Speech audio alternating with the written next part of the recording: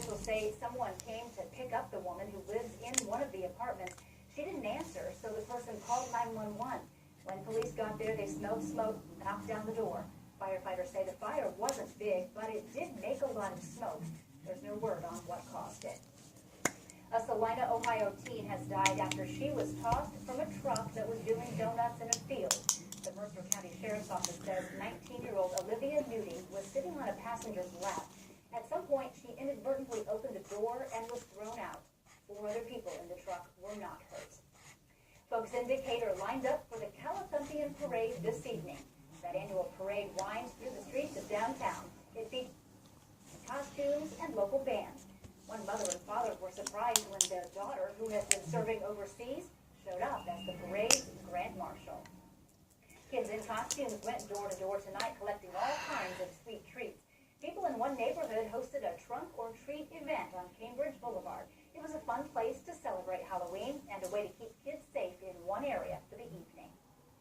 Fort Wayne Mayor Tom Henry has requested $10 million in legacy money for riverfront development. Henry announced the request alongside local leaders at the Wells Street Bridge. He says the entire riverfront project will cost more than $30 million. The city already has about $12 million secured. The Legacy Joint Funding Committee will review the request next week.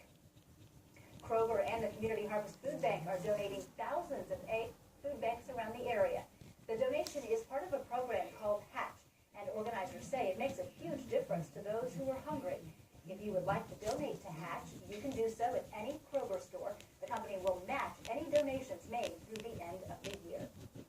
The National Weather Service granted another storm-ready certification in our area today.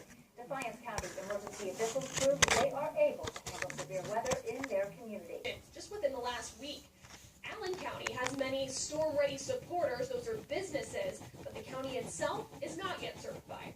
They're near done. They're almost there.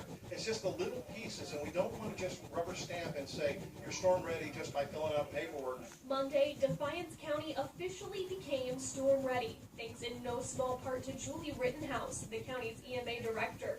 But Defiance County is smaller than Allen County, Indiana, and that's the big difference here in timing. When you get into a larger population community, it's a lot more involved. And so what we've been running with them is making sure that they get all of the pieces documented. They have a larger program to be running, so we've really been working on just finalizing the details of those individual components. Of our 18 News Channel 15 counties, there are 9.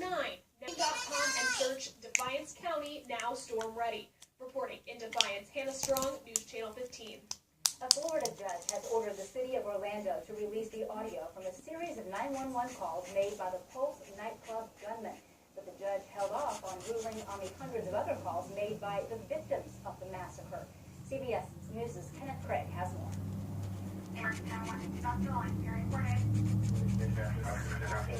What? I'm knocking out a shooting there. I want to let you know I'm in Orlando, and I did the shooting. That was Orlando nightclub shooter Omar Mcpe. Indicator repeatedly tries to get Mcpe to share information on what's going on inside the club and to come out peacefully. Eventually, police breached a wall in the club and killed